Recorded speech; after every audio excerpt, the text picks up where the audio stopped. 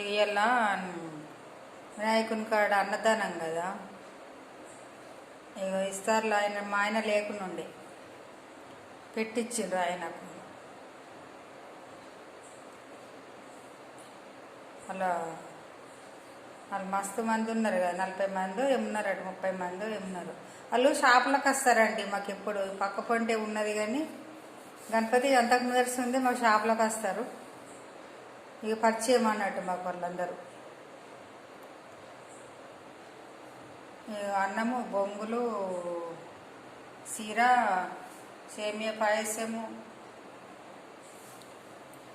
ఆలుగడ్డ, శనగల కూర, పప్పు, టమాటా చట్నీ.